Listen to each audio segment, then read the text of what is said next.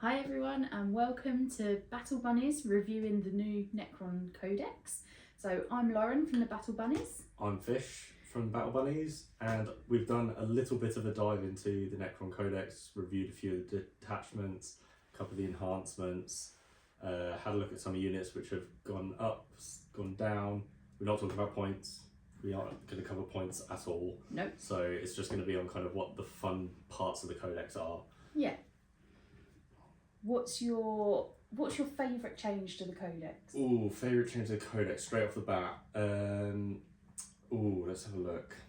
So, I know the one that people are going to be kind of super excited about is Catan's, whether it's the Transcendent, the Void Dragon, Nightbringer, Deceiver. They've all gained a 5-up Feel No Pain, which is really nice. It makes them nice and survivable throughout the whole game. One of my favourites, I think it's that new detachment, that Hyperphase Legion detachment. I'm really excited for that. The whole movement shenanigans, very similar to what the Grey Knights are doing currently in 10th edition. But I'm very excited because I like things that are shenanigan-y. Yeah. So I kind of like that. I'm excited to get hold of a monolith because monoliths are going to be great for that detachment. You're going to be able to have so much fun with that detachment. I'm really excited. And bad bits? Have you got any bits you're thinking not so bad changes? I wouldn't say bad. I'd just say there have been undoubtedly a few nerfs across the board. Little things like Transcendent Catans can no longer take enhancements. That's a huge thing. People were running those. The kind of classic Lich Guard brick of Necrons that we were seeing as that impenetrable sort of fortress. They've had a couple of knockbacks where certain units can't join the detachment and they're no longer one whole join. I'm a big fan of the reanimation protocols of Necrons. You are, because you're playing them. Yeah. Yeah. I'm not. Yeah, I really like them. I love that whole undead coming back from the dead, love zombies, anything like that. So it was a bit of a bummer to see the Warriors reanimation protocol go from instead of rolling a d6 or a d3 plus 3 if you're near an objective, it's now just a d3. They get to re-roll that d3. Okay. So if you're rolling a 3 or a 4, you're kind of in that weird space where do you risk it or not. Yeah. And the reanimators, the kind of the cool War of the Worlds looking models, their range has been reduced really far actually, from 12 inches all the way down to 3. Oh wow. So you're going to have to keep that unit real close, and it's maybe going to become a bit of a bullet magnet. But yeah, I mean that's the things that have been nerfed from my point of view, because I like reanimation. I'm sure there are other things out there that people have been affected by. But one kind of, I think a bit of a bummer for a few people is we've lost, I think, 3 named characters from the data sheets, which was man. a bit That's not good. It's a shame because I know they're quite popular ones. I think it's that Nemesaur, Zandrek and Oberyn Vargard or something like that. Those two together had kind of a lot of lore and they were in the books, so I think it's a bit gutting to see them two go. So if you've got those models already, would you just maybe pinch the rules from 10? Like the previous editions? I mean, you could if you're playing casually. If you're going to be going into like tournament play and stuff like that, then there's nothing wrong with you kit bashing them and using them as an overlord, or if you can find a really decent way of turning one into like a royal warden, you've definitely got options to use. I mean, also I think the other data card that went was lords, just bog standard Necron lords.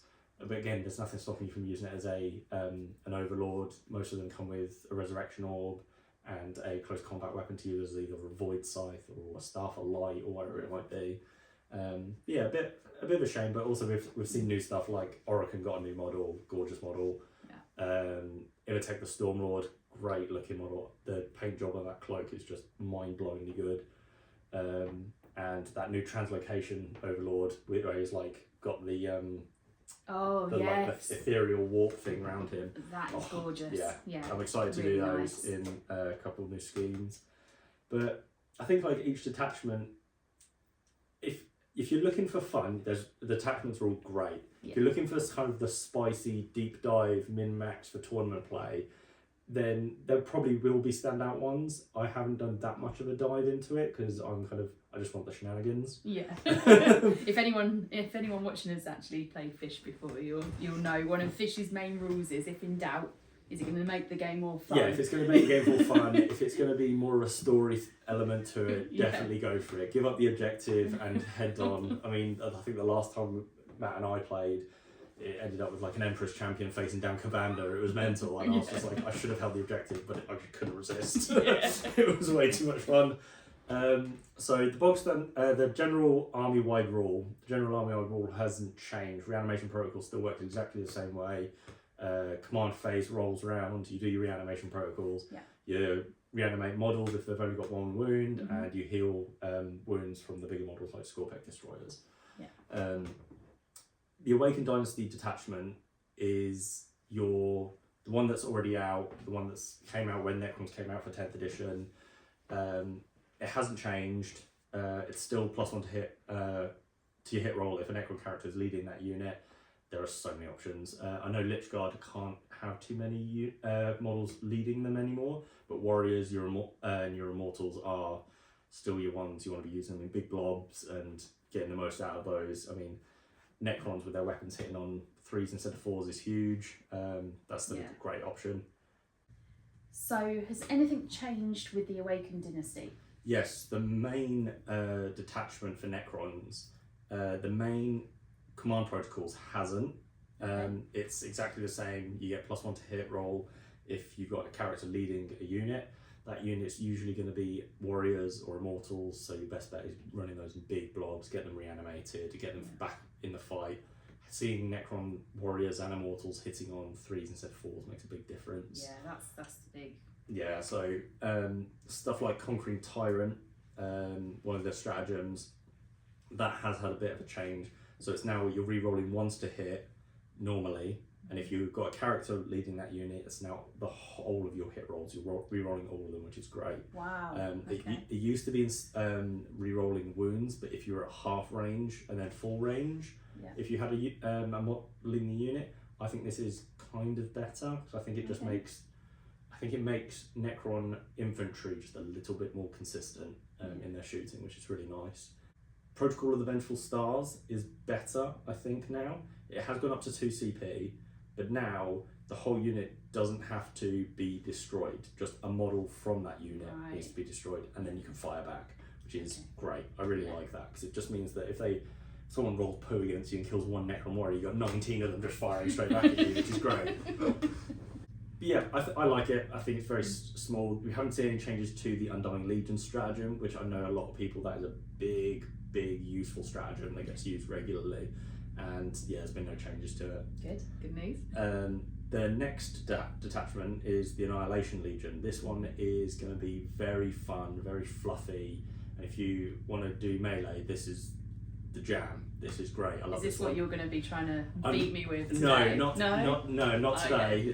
But this one is one. If I was going to go for like a full destroyer cult, full flayed ones, nastiness. This is the one you want to be using. So the detachment ability is re-rolling charges. So you just re-roll all your charges, and if the target is below half strength, then you get +1 to the charge as well. Brilliant. So if you've got stuff like meaty sort of like Ophidian destroyers coming out of Deep Strike, then they're going in at an 8 on their charge instead of a 9, and it's re-rollable if it's against a unit that's half strength. So yeah, loving that. That's gonna be really good. A lot of the enhancements were based around the kind of fight phase enhancements. I don't want to go into them all, and people have a couple of surprises in the book, but they're all very fight phase orientated, so you're going to get loads out of like a Scorpec Destroyer and things like that. A lot of the strats are based around getting extra movement where you can, protecting units that are running up the field, and stopping units from falling back out of combat with you. So the moment you've got something wanting to get out, you can just drag them straight back in and keep them in the fight, which is great. Nice. There's a strong focus as well on this detachment on getting benefits against enemy units that are below half strength. So if you're fighting a bunch of intercessors and the squad is now down to 5 from 10, you're going to get so many benefits, whether it be from your stratagems, your enhancements, the general detachment ability. The moment something goes down below half strength, the units are going to really start struggling against the Destroyer Cult. One of my standouts for that detachment actually is an enhancement called Eternal Madness, which is Oh, I love this one. So it's you give it to a Necron model, so it doesn't have to be Destroyer Cult. It can just be like an Overlord or something like that. Okay. But anything that leads a unit, you're going to get a lot out of for this one. But when a model dies in that unit, on a 4+, they fight on death. So I love the idea of just giving that to like a Scorpec Lord, 6 Scorpec Destroyers, send them in. They've got like an 8-inch charge, or if they're coming out of like Deep Strike or Reserves or something like that. And then when it gets in there, if any die, just fight again. Yeah. It's great. Love it. So, are there any detachments based around the Canoptics, such as the spiders, the scarabs? Yes, there's the Canoptek Court, which is quite fun. I like this one. This is similar to the way Chaos Demons work with their kind of Shadow of the Warp ability. So theirs is called the Power Matrix. So you reroll 1s to hit for Canoptek and Cryptex. If they're in the shadow, then they reroll all hits. Yeah. So anything like you say, Scarabs. I'm trying to think of the name of the unit. Wraiths, thank you. Says the voice from behind the camera. Wraiths! Held on as long as possible there. So Canoptek Wraiths, anything like that, they get in the reroll 1s to hit in close combat, which is great. Yeah. And if they're in the shadow, then they reroll all hits. Nice. Enhancements, this is something that I like about the enhancements, is they don't fully rely on the Power Matrix rule. So it's not a case of if you're not in the Power Matrix, you don't get anything. Okay. They're always active regardless whether you're in the Power Matrix. So you aren't penalised for not being in the Matrix, which is kind of cool. Yeah. I'm not going to go through too many because they are quite cool. I don't want to spoil too much. There are some really fun strats for this detachment, like you can reanimate just before you're charged. So you could be like one small unit and then you can just reanimate beforehand, just before they get in. You could change the whole dynamic, which is really good. Another one is just like if an enemy gets too close, you can just 6-inch move away. Nice. Gives you a little bit of extra movement. I reckon this is going to be one of those ones that if you can master, it's going to be really tough to beat. Yeah. I think it's got a lot of nuance to this detachment. Mastering the movement shenanigans of this I think it's going to take time. How many times is that going to happen? I know, right? Challenge for you guys. Watch the video back and see how many times this has moved discreetly off camera. So mastering that movement is going to make this detachment really strong, I think. Yeah. The standout for me for this section is probably the enhancement Auto Divinator. Every time your opponent gets CP, roll a dice, on a 2-up you get one as well. Nice. Which is great if you've got Imitate the Stormlord who's going to farm you 1 CP anyway. I'm not sure whether that will count as you get an extra CP a turn. I'm not sure how that might work. Yeah. But I mean, any way to get extra CP in this game at the minute is a godsend. Yeah. Being able to pick up an extra one here and there is going to be great to do all those funky movement strats and reanimate and stuff like that. So that one's great. Really like that one. This next one is going to feel pretty familiar to a couple of Space Marine players. Okay. This is the Obsidian's phalanx detachment. That's a mouthful. Yeah, I know, right? So this one feels, like I say, very Space Marine-y. It's very Oath of Moment-esque. You pick an enemy unit, and then Overlords, Lich Guard, Tri-Up units all re-roll 1s to wound against them. Okay. Which is really nice if you're still looking at using that kind of Lich Guard brick, where you're going to be 10 of those with an Overlord. You just pick a unit and you re-roll 1s against it. You just get in there and do your damage. It feels very similar to the first company veterans detachment from Space Marines, that Oath of Moment esque ability. But I think it's gonna get some usage. I think when you've got a unit that you really want to kill. I mean, on something like if you're facing knights, rerolling 1s to wound when you're wounded on like 5s and 6s. Yeah, that's really useful. It's going to be so useful. Yeah. All the enhancements are purely just for Overlords. Oh, okay. It's not for Cryptex, it's not for any other Mancers or anything like that, it's only Overlords. And they're all about hunting other characters, which is great fun. Yeah. If you've got an Overlord who's just wants to go around massacring and sniping units, you're going to have some wicked enhancements in there. Again, if you're hunting characters, the strats are exactly the same. you can just put precision on a bunch of Lich Guard, have them run up to a squad and just snipe away that character. Lovely. Love that. I'm looking forward to the up and coming game less and less. Oh, it's going to be so much fun. I'm so excited. We haven't even got to my favourite one yet either. Is that the one you'll be playing with tonight? Or? No, it's the next one. It's the next one. So okay. There's another strat which I really like for this detachment that just gives you extra objective control. Nice. So just getting an extra +1 to everything in the unit is great. Just go in, stab the character, throw him to the side, and take the objective away from the other unit. Savage. Love it. Yeah, that's cool. Standout bit for this is a different strat called Your Time is Nigh, which is wonderfully named. When the enemy warlord dies, the whole army, the enemy's army, gets a -1 to all their battle shock tests for the rest of the game. It's just a strat you pay 1 CP for, and it's there for the rest of the game. As soon as the warlord dies, it's gone. I love it. It's so good. That's mean. Yeah, love that one. Your Time is Nigh for 1 CP. That's a bargain. Absolute bargain for the whole game. Bargain. Need to have a look and see if there's anything I can use today to find some stratagems. You'll be skimming the book. Oh no. Right, this is the exciting one. This is my exciting one. This is the Hyperphase or Hypercrypt Legion. This is the standout detachment for me. I'm most excited for this one. Why? It's just so tricksy. It's so tricksy and movement shenanigan. Like, it's the whole idea of just picking up a monolith off the board and putting it somewhere else. Pick it up, put it somewhere else. Pick it up, put it somewhere else. I love it. It's so good. So that's going to become a meme somewhere. Oh yeah, 100%. I'm hoping it does because I want to pick it up and put it somewhere else. So hyperphasing. So at the end of your opponent's turn, based on your game size, whether you're playing 1,000 points, 2,000 points, 3,000 points, you're going to be able to pick up a certain amount of units. Whether I think it's like 2, 3, 4 units that aren't in engagement range, and you pick them up and you put them in reserves. Okay. So it gets a bit wonky here because I need to have a double check on what counts as reserves and what counts as strategic reserves. Okay. So if I pick up, say, some warriors, they've got to come in the same way strategic reserves do. So they've got to come in on the sides of the board. Yeah. But if a unit has deep strike, they can come in anywhere. Ah, yes. So if I pick up the monolith, because it has deep strike, I can place it anywhere on the board and not just in the sides. Yeah. And that kind of leads into a really great enhancement, which I think is just good fun, and that's you can just give a unit deep strike. Oh, that's cool. So again, you put it on warriors, an overlord with some warriors, that whole blob of warriors now has deep strike. So you can pick them up off the board at the end of your opponent's turn, wait, and then just plop them down in the backfield objective. Oh, so that's going to be amazing nice. for scoring like secondaries and stuff like that. Yeah.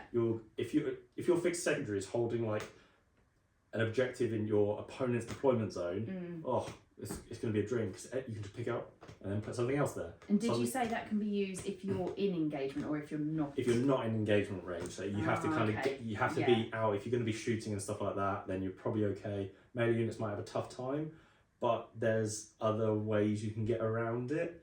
So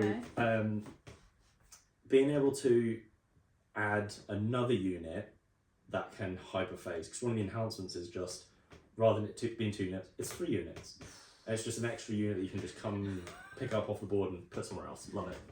Damn. So if you want to get really serious with the shenanigans, get yourself a monolith. Because 2 of the 6 strats are monolith based. Okay. And which it can be a bit of a pig, but that they're kind of locked behind certain units. Yeah. But my god, you can have some fun. Yeah. Because when you start mixing the monolith's eternity gate ability with the hyperphase, alright, I've got to explain this better. So mind blown. Yeah, it's so good. I just think there's a lot of fun to be had with this one. So after there's one strat which is where you get shot at, and then for 2 CP, you can just pick that unit up and put it in reserves. Oh, okay. So you can just use them forwards as a decoy, get the unit shot there while you send up something down the flank, they get shot, I'm going to remove that, and now you're outflanked. Love it. Yeah. Lots of people have been worrying about monoliths not being durable enough, and I get that. That's a big thing. They're big on the table, they're very attractive to stuff like melters and las cannons and anything else you can get your hands on with lots of AP and damage. There is a strat now for a measly 1 CP, so just give it a 4-up invul. Oh man, I was just thinking, were they kind of less durable because they've got these stratagems that you can potentially use that are quite punishing to your opponent. But So on the data card itself, the toughness has gone down by only 1 pip, but it's Okay. gained an extra 2 wounds and a +1 inch on its movement. So it's a little bit faster, it's got some extra wounds, but I think being able to just give you 1 CP, yeah, 4 up involved for the whole phase as well, so it's not just for that one unit shooting them, yeah, for the whole phase. So being able to pop that off every shooting phase just Yeah. to protect it is just worth it. yeah. Especially if you're then Yeah. popping things around the board, and Yeah, it's great. It's I love worth it. spending it on that, isn't it? Yeah, there's some other like nice nuance. This is the one that I've kind of deep dived a little bit because you can get really cheeky things off with the Eternity Gate with the monolith. So say you have the monolith on the board, Yeah. pick it up at the end of the movement phase. You can then place it back down anywhere you like, 9 inches away from your opponent, Yeah. as normal for deep Yeah. strike. But then you can use the Eternity Gate ability and another CP to bring a unit that's in reserves to the monolith, and it doesn't have to be 9 inches away. Oh, So you can put a bunch of Scorpec or Ophidian destroyers that have the deep strike keyword. Yeah. You can then bring them in, turn to gate them, 1 CP, and put them like 3 inches away. Nice. And you got 3 inch charge. That's mad. That's- That's because yeah. you have that Eternity Gate ability says you've got to be wholly within 6 inches. Yeah. So the monolith's 9, Yeah. wholly within 6. You can put Scorpec destroyers. You're now 3 inches away Yeah. from your target, Yeah. and you spend a CP, and now it can charge. Because Yeah. normally the Eternity Gate says you can't charge. For 1 CP with this detachment, you can charge. Yeah. So good. And if you can save just a bit of CP up to turn 3 and be like monolith, monolith, monolith, monolith. Oh, that's so much fun. And this is this really is the moment that it kind of set itself in stone that this was the detachment I wanted. I love the reanimation protocol ability. For I think 1 CP, you can reanimate all the things that you've got in reserves. Oh, damn. So if I've taken Yeah, all these that's things off the good. board, I can just spend 2 turns just reanimating them, which Yeah. is really nice. Yeah. But yeah, Do you have to roll for that still? I still have to roll for it. Same So rules. yeah, Yeah. exactly the same rules. You're just not going to get the benefits of like standing near a reanimator. Yeah. But that means that the warriors can roll the D3, and because they're warriors, they can re-roll it. Yeah. So in theory, they could be getting 3 back even when they're not on the board, which Yeah. is lush. Yeah. But that's pretty much all the detachments. Yeah. Yeah, excited. there's some fun to be had. I know a lot of people have said about there being a couple of nerfs to the data cards themselves. Yeah. The kind of the double barrel option for warriors went down a strength. It's a bit of a gut shot, but there's plenty else in other places Yeah. to have fun. Yeah. If you're worried about the minutiae, you're going to miss out on the fun that you can have with the Necrons, because they're still the same old Necrons, but they're just now a little bit tastier. They're a little bit more flavourful. I really like that about them. If you've got a load of Scorpec destroyers and a load of Locust heavy destroyers, there's now a detachment for that. If you run all spiders and all scarabs and lots of Canoptek units, there's a detachment for that. Yeah. And you just play around, have some fun, try some new things, try a new list. I'm excited. I'm well excited for this. Do you think that they are going to be kind of mid-range in comparison to the other units that are out there? It's difficult to tell because recently they've had all the Meta Watch stuff and the World Championships kind of happened recently. I think they said they were sitting at about 48% win rated, which is a little bit below average, and people feel that a lot of this codex has had it's been hit quite hard with the nerf bat across a lot of the data cards, which I get, totally understand. Yeah. We've got points, but not got points. So we don't know where they're going to be at. I mean, if it turns out that a Necron Warrior is a point, then we're going to be in the money, aren't we? Yeah. But if they stay the same, we don't really know. But I think don't worry too much about points and getting into all of that. I think we need to just look at the fun you can have. That's the main thing about Warhammer as a whole.